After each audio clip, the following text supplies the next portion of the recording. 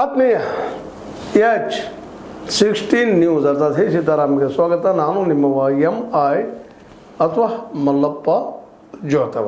ಆತ್ಮೀಯರೇ, ಇವತ್ತೊಂದು ವಿಶೇಷವಾದ ಚರ್ಚೆ ನಿಮ್ಮೊಂದಿಗೆ. ಯಾವ ಸ್ತ್ರೀ ಜಗದಲ್ಲೇ ವೇಶ್ಯೆ ಅಥವಾ ಸೂಳೆ ಆಗಲು ಬಯಸ್ತಾಳೆ? ಸಹಜವಾಗಿ ಯೋಚನೆ ಮಾಡಿ ನೋಡೋಣ. ಯಾಕಂದ್ರೆ ಪ್ರತಿಯೊಂದು ಗಂಡಾಗಲಿ ಹೆಣ್ಣಾಗಲಿ ಅದರಲ್ಲೂ ಹೆಣ್ಣು ಮಕ್ಕಳು ತಮ್ಮ ಶಿರದ ಬಗ್ಗೆ ಅಂತ ಭಾಳಷ್ಟು ಕಾಳಜಿ ಪ್ರೀತಿ ಅದು ಉಳಿಸ್ಕೊಂಡು ಹೋಗ್ಬೇಕಪ್ಪ, ಒಂದು ವ್ಯಕ್ತಿತ್ವ ಉಳಿಸ್ಕೊಂಡು ಹೋಗ್ಬೇಕು ಅನ್ನೋದು ಪ್ರತಿಯೊಬ್ಬ ಹೆಣ್ಣಿನ ಕನಸು. ಒಂದು ಪುಟ್ಟದ ಮನೆ, ಗಂಡ, ತನ್ನ ಮಕ್ಕಳು, ಆ ಮಕ್ಕಳ ಭವಿಷ್ಯಕ್ಕಾಗಿ ಹೋರಾಟ, ಇವೆಲ್ಲ ಚಿಂತನೆ ಮಾಡುವಂಥ ಕನಸು ಕಾಣುವಂಥ ಪ್ರತಿಯೊಂದು ಸ್ತ್ರೀನೂ ವೇಶ್ಯಾವೃತ್ತಿಗಳಿಬೇಕು, ವೇಶ್ಯಾವಾಟಿಗೆ ಹೋಗ್ಬೇಕು, ಮಾಡಬೇಕು ಅನ್ನೋದನ್ನು ಎಂದೂ ಬಯಸಿಲ್ಲ. ಇತಿಹಾಸದಲ್ಲೂ ಇಲ್ಲ, ಇವತ್ತೂ ಇಲ್ಲ. ಇತಿಹಾಸದಲ್ಲಿ ಧಾರ್ಮಿಕ ನೆಲೆಗಟ್ಟಿನಲ್ಲೇ, ಮತ್ತೊಂದು ನೆಲೆಗಟ್ಟಿನಲ್ಲೇ, ಬಡತನ ನೆಲೆಗಟ್ಟಿನಲ್ಲೇ, ಕೆಳಜಾತಿಯ ನೆಲೆಗಟ್ಟಿನಲ್ಲೇ ಕೆಳಜಾತಿಯ ಹೆಣ್ಣು ಮಕ್ಕಳನ್ನ ವೇಶ್ಯಾವಾಟಿಗೆ ಇಳಿಸುವಂಥದ್ದಾಗಿರ್ಬೋದು, ಏನೋ ಆಗಿರ್ಬೋದು. ಅವು ಇತಿಹಾಸ ನಡೆದು ನೋಡಿದ್ರೆ ವಿಶೇಷವಾಗಿ ಅವತ್ತು ಸಹಿತ ಬಡತನ ಮುಖ್ಯ ಕಾರಣ. ಅದ್ರ ಜೊತೆಗೆ ಕೆಳಜಾತಿಯಲ್ಲಿ ಹುಟ್ಟಿದ್ದು. ವಿಶೇಷವಾಗಿ ಇವತ್ತಿನ ಸಹಿತ ಕೆಳಜಾತಿಯಲ್ಲಿ ಬಡತನ ಎದ್ದು ಕಾಣ್ತಾಯಿದೆ. ಇತ್ತೀಚಿನ ದಿನಗಳು ಒಂದಿಷ್ಟು ಏನೋ ಆರ್ಥಿಕವಾಗಿ ಬಲಿಷ್ಠ ಆಗಿರ್ಬೋದು ಅಲ್ಲೇ ಇಲ್ಲೇ. ಆದರೆ ಯಾವ ಸ್ತ್ರೀನೂ ಎಷ್ಟೋ ಬಡತನ ಇದ್ದರೂ ಈ ವೇಶ್ಯಾವಾಟಿಕೆ ಅಥವಾ ವೇಶ್ಯೆ ಆಗಬೇಕು ಅಂತ ಬಯಸೋದಿಲ್ಲ.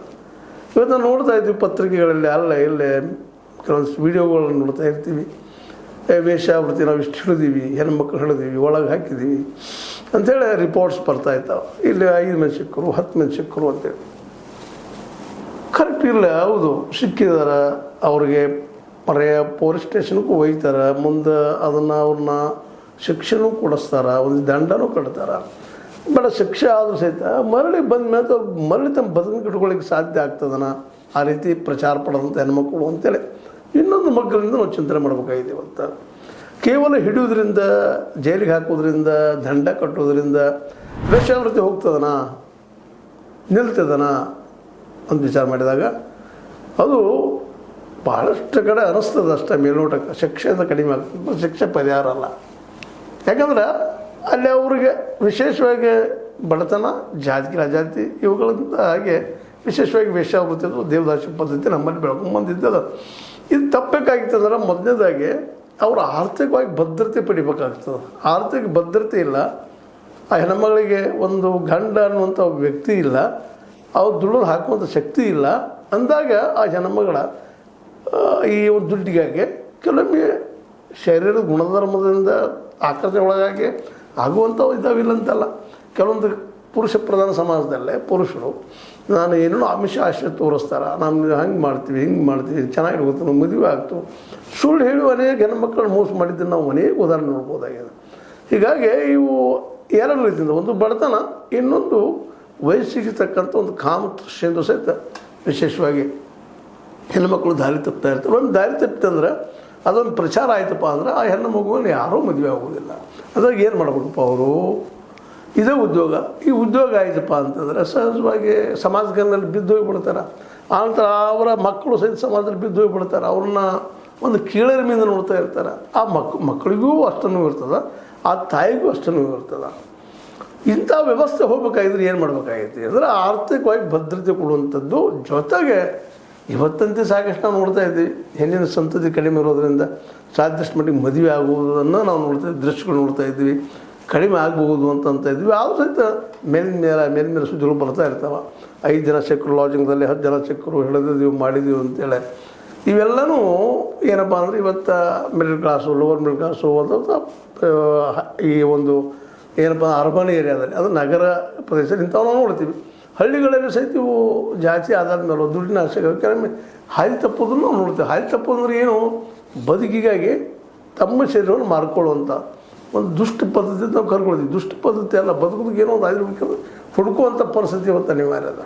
ಇದು ಹೋಗ್ಬೇಕಾಗಿತ್ತಂದ್ರೆ ಮೊದಲನೇದಾಗೆ ವಯಸ್ಸಿಗೆ ತಕ್ಕಾಗೆ ಆ ಹೆಣ್ಣು ಮಗುವಿನ ಮದುವೆ ಆಗಬೇಕು, ಒಂದು ಮದುವೆ ಆಗಿಬಿಡ್ಬೇಕು. ಜೊತೆಗೆ ಆರ್ಥಿಕ ಭದ್ರತೆಯೂ ಇರಬೇಕು. ಯಾಕಂದ್ರೆ ಗಂಡ ಮದುವೆ ಆದಮೇಲೆ ದುಡ್ದು ಹಾಕದೆ ಇರಲಾರ್ದಕ್ಕೆ ಹೆಂಡತಿನ ದುಡ್ಡು ಸಾಕಷ್ಟು ಅಂತ ಎಷ್ಟೋ ಗಂಡಂದ್ರೆ ನಾವು ನೋಡ್ತಾ ಇರ್ತೀವಿ.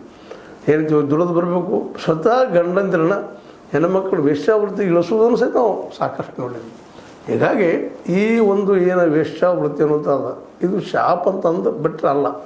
ಇದಕ್ಕೊಂದು ವ್ಯವಸ್ಥಿತವಾದ ಒಂದು ಚೌಕಟ್ಟು ಮಾಡಬೇಕಾಗ್ಯದ. ಒಂದು ಇವ್ರಿಗೆ ಒಂದು ಬದುಕನ್ನು ಕೊಡೋ ಸಲುವಾಗಿ ಬರೀ ಮದುವೆ ಮಾಡಿಬಿಟ್ರೂ ಆಗೋದಿಲ್ಲ. ಇದು ಆರ್ಥಿಕವಾಗಿ ಗಂಡ ಆಗಿ ಒಂದು ಸುಭದ್ರತೆ ಕೊಡುವಂಥದ್ದು ಆಗಬೇಕಾಗ್ತದೆ. ಮದುವೆ ಆದ್ರಿ ಇಷ್ಟು ಹೆಣ್ಮಕ್ಳು ಮದುವೆ ಮಾಡಿದ್ವಿ ನಾವು, ಅವ್ರು ಬಾಳೆ ಕತ್ತಿದ್ರು ಅನ್ನುವಂಥ ಮಾತುಗಳು ನಾವು ಹೆಂಗೆ ಕೇಳ್ತಾ ಇರ್ತೀವಿ, ಇಲ್ಲಂತಲ್ಲ. ಆದರೆ ಬಾಳೆ ಕತ್ತಿದ್ರೆ ಮುಂದಿನ ಏನು ಆಗ್ತದೆ, ಅವ್ರಿಗೆ ಏನು ಆಗೈತಿ ಅನ್ನೋದನ್ನು ಸಹಿತ ನೋಡ್ಬೇಕಾಗ್ತದೆ. ಈಗ ಹೇಳ್ತೀನಿ ನಿಮಗೆ, ವೇಶ್ಯಾವೃತ್ತಿ ಮಾಡೋರು ಅನೇಕ ನಾವಲ್ಲಿ ಒಂದು ಅಂತೀವಿ, ಹೆಣ್ಮಕ್ಳ ಈ ಒಂದು ವೇಶ್ಯಾವೃತ್ತಿ ಪಾಟಿಕೆಗಳಲ್ಲಿ ಗಂಡುಳ್ಳವಳು ಅಂತೇಳಿ. ಗಂಡಿದಾನ ಆದರೆ ಅವಳು ಈ ವೃತ್ತಿ ಮಾಡ್ತಾ ಇರ್ತಾಳೆ ಅಂತ ಇದು ಅರ್ಥ. ಈ ರೀತಿಯಾಗಿ ಬಳಕೆ ಆಗುವಂಥ ಪದಗಳಿಲ್ಲದು. ಗಂಡುಳ್ಳವಳು ಆದರೆ ಪತಿ ಬೃತ್ತಿ ಅಂದ್ರೆ ಮತ್ತೆ ಬೇರೆ, ಅದು ಘರತಿ ಅಂದ್ರೆ ಮತ್ತೆ ಬೇರೆ, ಪೂರ್ತಿ ಗಂಡನ ಜೊತೆ ಇದ್ದಂಥ ಉಳುವಂಥದ್ದು. ಗಂಡು ಉಳ್ಳವಳು ಅಂದ್ರೆ ಪತಿವ್ರತಿನೂ ಇರ್ಬೋದು, ಇಲ್ಲದಿನೂ ಇರ್ಬೋದು ಅನ್ನುವಂಥ ಮಾತುಗಳು ಸಹಿತ ನಮ್ಮ ಸಮಾಜದಲ್ಲಿ ರೂಢಿಗತಾಗಿದ್ದಾವೆ. ಅದಕ್ಕಾಗಿ ಇವತ್ತು ನಾವು ಭಾಳ ಎಚ್ಚರದಿಂದ ಈ ಸಮಸ್ಯೆಯನ್ನು ಸಾಲ್ವ್ ಮಾಡಬೇಕಾಗ್ಯದ. ಇದಕ್ಕೆ ಇರುವ ದೊಡ್ಡ ಪರಿಹಾರ ಏನಪ್ಪ ಅಂತಂದರೆ, ಮೊದಲನೇದಾಗಿ ಬಡತನ ಹೋಗಿ ಅವ್ರ ಉದ್ಯೋಗ ಸಿಗುವಂಥ ವ್ಯವಸ್ಥೆ ಆಗಬೇಕು. ಇದು ಆಗ್ತಾಯಿಲ್ಲ ನಮ್ಮ ದೇಶದಲ್ಲಿ. ಇಲ್ಲಿವರೆಗೂ ನಮ್ಮಲ್ಲಿ ಉದ್ಯೋಗ ಕೊಡಲಿಕ್ಕೆ ಆಗ್ತಾಯಿಲ್ಲ. ಯಾವ ಮಾಡಬೇಕ್ರಿ ಉದ್ಯೋಗ ಅದು ಇದು ಭಾಷಣ ಬಿಗಿತೀವಿ ವಿನಃ ಆ ಉದ್ಯೋಗಗಳು ಎಲ್ಲಿದಾವಪ್ಪ ಇವತ್ತು. ಅಟ್ಲೀಸ್ಟ್ ಅವ್ರು ಹೊಟ್ಟೆ ತುಂಬುವಂಥ ಬದುಕು ತುಂಬುವಂಥ ಒಂದು ಉದ್ಯೋಗ ಸೃಷ್ಟಿ ಮಾಡಿಕೊಟ್ರೆ ಕಡಿಮೆ ಆಗ್ಬೋದೇನೋ. ಜೊತೆಗೆ ಇನ್ನೊಂದು ಭಾಳ ಮಹತ್ವದಂದ್ರೆ ವಯಸ್ಸಿದ್ದಕ್ಕಾಗೆ ಒಳ್ಳೆಯ ಒಂದು ಏನಪ್ಪ ಉದ್ಯೋಗ ಮಾಡುವಂಥ ಅಥವಾ ಗಳಿಸುವಂಥ ಒಬ್ಬ ಗಂಡ ಹೆಂಡತಿ ಆದ್ರಪ್ಪ ಅಂದರೆ ಈ ಒಂದು ವೇಶ್ಯಾವೃತ್ತಿ ಒಂದು ಪ್ರವೃತ್ತಿ ಕಡಿಮೆ ಆಗೋದು. ಇತ್ತೀಚೆಗಂತೆ ದೇವದಾಸಿ ಪದ್ಧತಿ ಮೇಲೆ ಹೆಣ್ತಗಳು ಬಂದಿದ್ದಾವೆ ಇವತ್ತು, ಇಲ್ಲ ಅಂತಲ್ಲ. ಯಾಕಂದ್ರೆ ಕೆಳ ಜಾತಿಯವರು ವಿಶೇಷವಾಗಿ ದೇವದಾಸಿ ಬಿಡ್ತಾ ಇರ್ತಾರೆ. ಇವತ್ತು ಅದನ್ನು ಒಂದು ಸರ್ಕಾರ ಇದ್ದು ಕಾಳಜಿ ವಹಿಸಿ ಕಂಟ್ರೋಲ್ ತರೋ ಪ್ರಯತ್ನ ಮಾಡ್ತಿದ್ದಾರೆ. ಅದಕ್ಕೆ ದೊಡ್ಡ ಇದಾಗಿದ್ದೇನಪ್ಪ ಅಂದರೆ ಏಡ್ಸ್ ಅನ್ನೋ ರೋಗ ಒಂದು ರೀತಿಯಿಂದ ಈ ವೇಶ್ಯಾವೃತ್ತಿ ನಮ್ಮಿಂದ ಬಿಟ್ಟು ಹೋಗೋದಕ್ಕೆ ದೊಡ್ಡ ಒಂದು ವರದಾನ ಅಂತ ನಾವು ಹೇಳಬೇಕಾಗಿದೆ. ಅದು ಯಾಕಂದ್ರೆ ಅದು ಬರೆದೋಗಿದ್ರೆ ಇನ್ನೂ ಎಷ್ಟೋ ಗಂಡಸರು ಇಂಥ ಹೆಣ್ಣುಮಕ್ಕಳ ಜೊತೆಗೆ ತಮ್ಮ ಚೆಲ್ಲಾಟ ನಡೆಸ್ಕೊಂಡು ಹೋಗ್ತಾಯಿದ್ರು. ಆದರೆ ಏಡ್ಸ್ ಬಂದಿದ್ದರಿಂದಾಗಿ ಭಾಳಷ್ಟು ಗಂಡು ಮಕ್ಕಳು ಆ ಒಂದು ಏರಿಯಾದ ರೆಡ್ ಲೈಟ್ ಏರಿಯಾ ಅಂತ ನಾವು ಕರಿತೀವಿ. ಮುಂಬೈದಲ್ಲಿ ದೊಡ್ಡ ಪ್ರಮಾಣದಲ್ಲ ರೆಡ್ ಲೈಟ್ ಏರಿಯಲ್ಲೇ, ಮತ್ತು ಇನ್ನುಳಿದ ಕಡೆಗಳು ಇದ್ದಾವೆ ದೊಡ್ಡ ಪಟ್ಟಣಗಳಲ್ಲೇ ಅದು ಅಲ್ಲಿ ಆ ವ್ಯವಹಾರ ನಡೀತಿರ್ತಾವೆ. ಅವೆಲ್ಲ ಇವತ್ತು ಬಹಳಷ್ಟು ಕಡಿಮೆ ಆಗೋದು ಕಾರಣ ಏಡ್ಸ್ ಬಂದಿದ್ದರಿಂದಾಗಿ ಈ ವೃತ್ತಿ ಸ್ವಲ್ಪ ಕಡಿಮೆ ಆಯಿತು ಅಂತ. ಇವತ್ತು ಯಾವುದೂ ಇರಲಿ, ಮೆಟ್ರೋಪಾಲಿಟನ್ ಸಿಟಿ ಪುಣೆ ಇರಲಿ, ದಿಲ್ಲಿ ಇರಲಿ, ಕಲ್ಕತ್ತಾ ಇರಲಿ, ಬೆಂಗಳೂರು ಇರಲಿ, ಎಲ್ಲ ಕಡೆ ಇವತ್ತು ನಾವು ರೆಡ್ ಲೈಟ್ ಏರಿಯಾಗಳು ಕೆಲವು ಮಾಡ್ತೀವಿ. ರೆಡ್ ಲೈಟ್ಗೆ ಮತ್ತೆ ಮುಂದುವರೆದ ಈ ಲಾಡ್ಜಿಂಗ್ಗಳಿಗಿನ ಹೋಗುವಂಥವು ನಾವು ಕಾಲ್ ಗರ್ಲ್ಸ್ ಅಂತ ಕರಿತೀವಿ, ಅದು ನಂಬರ್ಗಳು ಕೊಡ್ಲಿರ್ತೀವಿ, ಇವು ನಡೀತಾ ಇರ್ತಾವೆ. ಇದಕ್ಕೆಲ್ಲದಕ್ಕೂ ಮೂಲ ಕಾರಣ ಆರ್ಥಿಕ ಭದ್ರತೆ ಇರೋದು ಮತ್ತು ಆ ಹೆಣ್ಣು ಮಗುವಿಗೆ ಒಬ್ಬ ಒಳ್ಳೆಯ ಗಂಡು ಅಥವಾ ಗಂಡ ಇಲ್ಲದಂಥದ್ದು. ಇವೆರಡು ಕಾರಣಗಳಿಂದ ಇದು ಆಗ್ತಾ ಬೆಳೀತಾ ಹೊಂಟದ. ಇವತ್ತೇನು ಬಂದ್ರೆ ಅಂಥವ್ರ ಮಕ್ಕಳಿಗೆ ಸಮಾಜ ಕೆಟ್ಟ ದೃಷ್ಟಿಯಿಂದ ನೋಡ್ತಿರ್ತದೆ. ಅವ್ರೊಬ್ಬ ಮೇಲೆ ಇಳೋದು, ಅವ್ರ ಬದುಕಿನಲ್ಲಿ ಗೆಲ್ಲುವುದು, ಅವರು ಆದಷ್ಟು ಹೋಗ್ಲಪ್ಪ ಅನ್ನೋಂಥದ್ದು ಬಯಸ್ತಾರ. ಅವ್ರ ಮೇಲೆ ಎತ್ತು ಕೆಲಸಗಳು ಭಾಳಷ್ಟು ಕಡಿಮೆ ಆಗಿದ್ದಾವೆ. ಒಂದು ರೀತಿ ಇನ್ನೊಂದು ಮಾತಲ್ಲಿ ಹೇಳ್ಬೋದು ನಾವು, ಈ ನಮ್ಮ ದಲಿತ ಅಥವಾ SC ಅಥವಾ ST ಈ ಜನಕ್ಕೆ ಅಟ್ಲೀಸ್ಟ್ ರಿಸರ್ವೇಷನ್ ಅದ. ಆದರೆ ಈ ವೇಶ್ಯಾವೃತ್ತಿಯಿಂದ ಹುಟ್ಟಿದ ಮಕ್ಕಳಿಗೆ ತಂದೆ ಯಾರೋ ತಾಯಾರೋ ಗೊತ್ತಿದ್ದ ಮಕ್ಕಳಿಗೆ ಯಾವ ರಿಸರ್ವೇಷನೂ ಇಲ್ಲ. ಈ ಸಮಾಜದಲ್ಲಿ ಗುದ್ದಾಡಿ ಮೇಲೆ ಹೇಳಬೇಕು, ಹೋರಾಟ ಮಾಡಬೇಕು. ಗೆದ್ದ ಸತ್ತು ಬಿಡ್ತಾ ಇರ್ತಾನೆ. ಹೀಗಾಗಿ ಈ ಒಂದು ಕರಾಳ ವ್ಯವಸ್ಥೆ, ವೇಶ್ಯಾವೃತ್ತಿ ವ್ಯವಸ್ಥೆ ಇವತ್ತು ಸರ್ಕಾರ ಮುಂದಿರೋ ದೊಡ್ಡ ಸವಾಲಿದೆ. ಈ ಸವಾಲನ್ನು ಬಗೆಹರಿಸಬೇಕು, ಸಾಲ್ವ್ ಮಾಡಬೇಕಾಗಿತ್ತು. ಅಂದರೆ ಇದು ಪರಿಹಾರ ಅಂತ ಅವರು ಉದ್ಯೋಗ ಸೃಷ್ಟಿ ಮಾಡಿಕೊಡ್ಬೇಕು ಹೆಣ್ಮಕ್ಳಿಗೆ ಅಥವಾ ಅವರ ಗಂಡರಿಗೆ.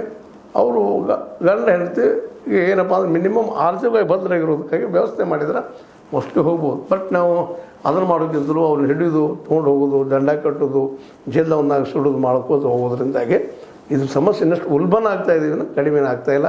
ಭಯದಿಂದ ಈ ಊರಲ್ಲಿ ಬಿಡ್ಬೋದು. ಅವ್ರು ಮತ್ತೊಂದು ಊರಲ್ಲಿ ಹೋಗಿ ಅದನ್ನೇ ಮಾಡ್ತಾರೆ. ಯಾಕಂದ್ರೆ ಮತ್ತೊಂದು ಉದ್ಯೋಗ ಅವ್ರಿಗೆ ಬರೋದು ಇಲ್ಲ, ಮತ್ತೊಂದು ಉದ್ಯೋಗದಿಂದ ಅವ್ರು ಹೊಟ್ಟೆ ತುಂಬುವುದೂ ಇಲ್ಲ. ಯಾಕಂದ್ರೆ ಮುಂಜಾನೆಯಿಂದ ಸಾಯಂಕಾಲ ದುಡಿದ್ರು 300-400 ರೂಪಾಯಿ ಪೇಮೆಂಟ್ ಇವ್ರ ಮುಂದೆ ಸಹಜ ಒಂದು ಬಡ ಹೆಣ್ಮಗಳು ಈ ಒಂದು ತಪ್ಪು ದಾರಿ ಹಿಡಿಯುವಂಥದ್ದು, ಹೊಟ್ಟೆಗೆ ಏನೋ ಮಾಡುವಂಥ ಪ್ರಸಂಗಗಳು ಬರೋದ್ರಿಂದಾಗಿ ಅದೇ ಇವತ್ತು ಬಲಿಷ್ಠಾಗಿ ಬೆಳೆದದು. ಇದನ್ನು ಹೋಗಲಾಡಿಸೋದು ಹೇಗಪ್ಪ ಅನ್ನುವಂಥ ಚಿಂತನೆ ನಿಂದ ನಡೀಲಿ, ಈ ಹೆಣ್ಮಕ್ಳಿಗೆ ಒಳ್ಳೆಯ ಭವಿಷ್ಯಗಳು ಅನ್ನೋದು ಉದ್ದೇಶದಿಂದ ಈ ಕಾರ್ಯಕ್ರಮ ಮಾಡಿದ್ದೀನಿ. ಇದು ನಿಮಗೆ ಲೈಕ್ ಆಗಿರ್ಬೋದು, ಲೈಕ್ ಮಾಡಿ, ಶೇರ್ ಮಾಡಿ, ಕಮೆಂಟ್ ಮಾಡೋ ಜೊತೆಗೆ ಸಬ್ಸ್ಕ್ರೈಬ್ ನಿಲ್ಲಿಸ್ಕೊಂಡು S16 ನ್ಯೂಸ್ ಅರ್ಥಾತ್ ಇಷ್ಟ ಇರೋದು ಸತ್ಯ ಕೈಗಳೇ ವಂದನೆಗಳು.